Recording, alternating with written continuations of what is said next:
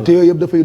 dundal dëkk. Voilà, très bien. Modou Fall nous a rejoint je pense qu'on va lui laisser peut-être poser quelques questions après ñun itam on aura des questions yu ñu lay jagleel monsieur le maire. Justement Pape Cheikh nuyu ñëpp xëy na dama dabe lu ñuy wax naan ku dabe ku ne mën na am lu mu ci mën a sànni. Monsieur le maire yaa ngi koy wax léegi centenaire u Khombole c'est-à-dire loo xamante ni mu bokk ci dëkk yi am 100 ans ci Sénégal doonul lu yomb ci sànc tey jii Khombole ci 100 ans yi xëy na ñu ngi nemmeeku extension am ci li nga xamante ni moo di at yi ñu génn mu am riche ci wàllu foncier bi nit ñi daw di fa jëndee ak ñoom seen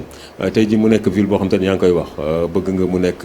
benn li nga xamante ni localité bu stratégique tey ci wàllu extension bi est-ce que jël ngeen toutes les mesures ngir nga xamante ni wàllu dëkkuwaay yeeg li nga xamante ni assainissement gi yëpp ci Khombole dina méngoog centenaire bi li ñu ci bëgg waaye itam mu nekk une ville moderne.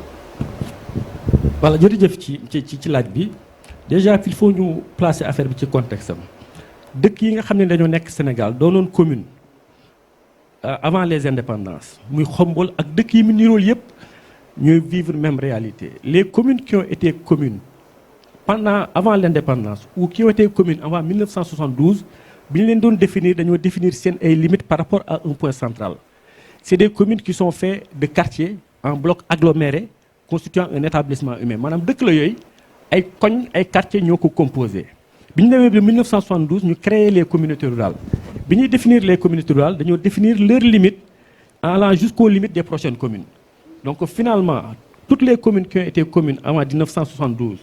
aujourd'hui bi ñu ci excès am na quelques yu ci topp après mais dans tous les cas avant 2013 la communalisation intégrale c'est toutes ces communes vivent les mêmes réalités c'est un problème d'extension des limites des communes moo tax l'acte 3 de la décentralisation dafa am lu ci waroon a topp ñu ko woowee correction des incohérences territoriales puisque boo defee communalisation intégrale ba pare les communautés rurales qui sont devenues communes après qui ont ce qu'on appelle des terroirs mooy diggante ñaari villages si ces communes sont composées de villages nos communes sont composées de quartiers et entre les quartiers il n'y a pas de distance et entre les villages il y a ce qu'on appelle des terroirs donc au regard de tout ça correction des incohérences territoriales mooy may communes yooyu yu mel ni Khombole ñu nokki tuuti am espace boo xam ne bu ñu bëggee ay projet de développement ay projet de lotissement ñu am fu ñu ko def mais il y a toujours ay palliatifs puisque man dañoo gëm ni yàlla lu mu la jox rek da nga koy valoriser ba keroog mu lay indil leneen li muy jox à l'intérieur du territoire moom la ñuy valoriser def ci ay réalisations puisque à côté du foncier du financement ñun dañoo gëm ne la première ressource humaine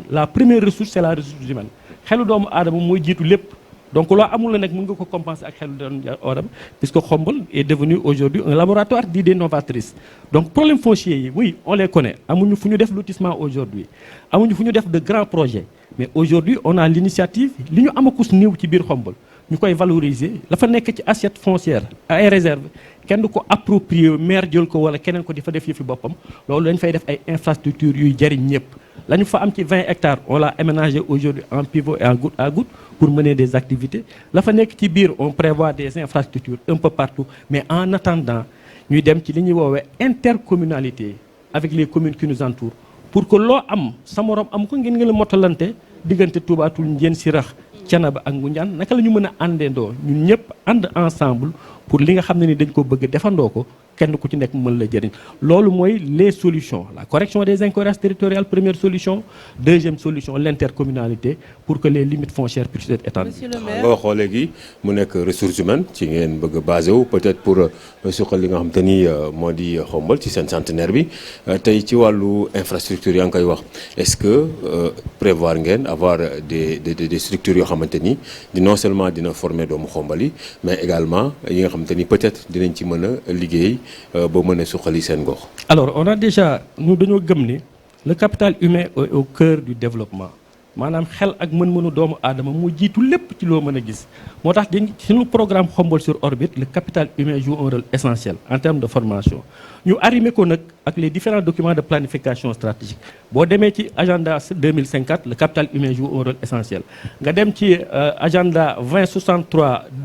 de l'Union africaine le capital humain joue un rôle essentiel nga dem ci objectif du millénaire pour le développement le capital humain joue un rôle essentiel bu ñu ñëwaatee tuuti on a un centre de formation où les jeunes sont sont en train d'être formés. Avant-hier, on a lancé ce qu'on appelle le bureau d'assistance à l'insertion professionnelle. Comment faire pour gunge ndaw ñi nga xam ne nii dañuy wut liggéey ci seen wàllu formation seen wàllu réorientation seen wàllu xelal pour que ñu jëm ci li nga xam ne nii jamono fi mu toll ak yan métier ñooy ubbeeku ci jamono ñu gunge leen ci loolu. On a mis en place également les vacances éducatives de la formation professionnelle qui permet de préparer les jeunes à l'insertion et des projets de 20 hectares en goutte à goutte et en pivot où des jeunes et des femmes ñu ngi tey ñii ak au moment où je te parle ñu ngi commencé foofu di liggéey foofu di fa produire suppu kanja ba ma togg bërki démb ko sama kër kanja ga mu nga jógee ci tool boobu eh bien loolu lépp c'est des initiatives que nous avons prises pour que liggéey bi nga xam ne ni dañ koo bëgg puisque état mënul def lépp état dafa limité wu rek dans les grandes orientations dëkk bu ci nekk yaa koy décliner au niveau local am loo ci dox am loo ci def gém ñu ne nag emploi dañ koy bàyyi ak état non la commune doit jouer un rôle pour résorption chômage kenn ku nekk dafa am loo ciy jouer ñoo ngi jëm ci li ñuy woowee la société d'intérim locale naka la ñuy def pour mettre en place une société qui prépare les jeunes qui les prend et qui les insère suivant une démarche privée et professionnelle mais également un accompagnement public loolu lépp ñu ngi ciy dox. alors Pape Cheikh li ñu naan sàkkami na sama lañ ci parce que ci jeunes yi laa bëggoon ñëw ndax bu ñu dee xool Sénégal dañuy wax ne 75% wu nit ci ay jeunes lañ et que tout le temps bu ñuy projeté il faut que ñu